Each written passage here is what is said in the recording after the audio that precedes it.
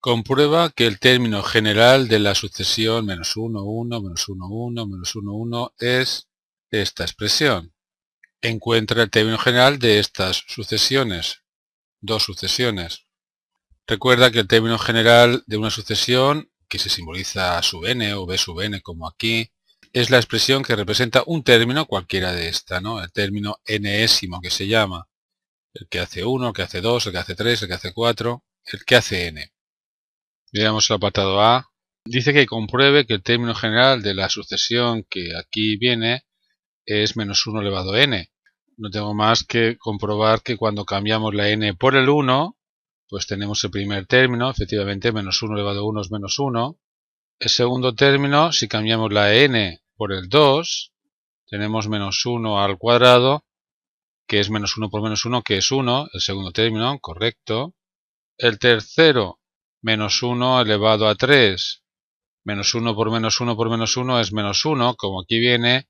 Efectivamente podéis ir comprobando vosotros lo siguiente si queréis.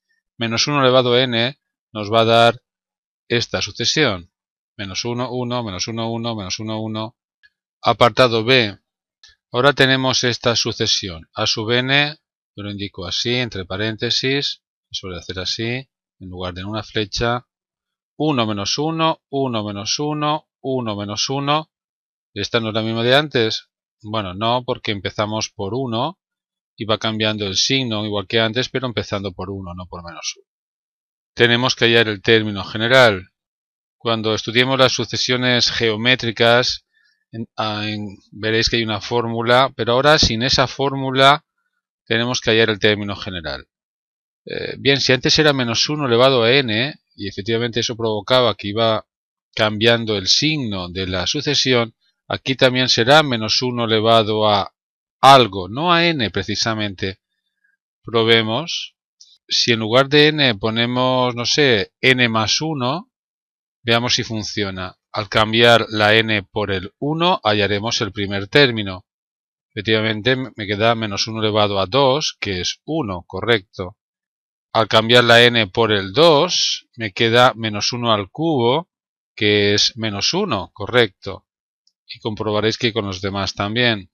Pero si en lugar de n más 1 escribimos n menos 1, también consigo lo mismo y se suele escribir esta expresión.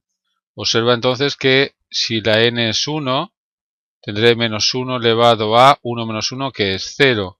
Cualquier número elevado a 0 es 1. Correcto, ¿no? El primer término era el 1.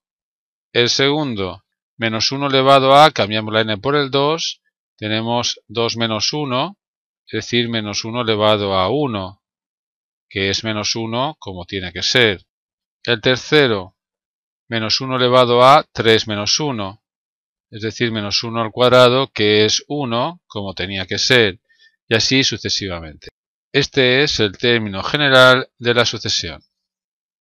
Tenemos que repetir lo mismo ahora para esta sucesión, que la llamamos b sub n. Los primeros términos son 1, menos 2, 3, menos 4, 5, menos 6. Está claro que el siguiente será el 7, el siguiente menos 8. Pero, ¿cuál es la fórmula? El término general, vamos.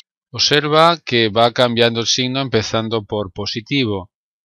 Esto lo puedo conseguir escribiendo delante un menos 1 elevado a n menos 1, como antes. Así tendré la sucesión 1 menos 1, 1 menos 1, 1 menos 1.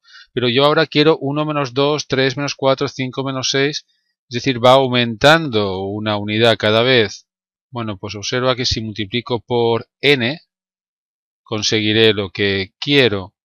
¿Cómo podemos probarlo? Pues hallando los primeros términos. Por cierto, me he equivocado aquí. En lugar de a sub n, esta sucesión la estamos llamando b sub n.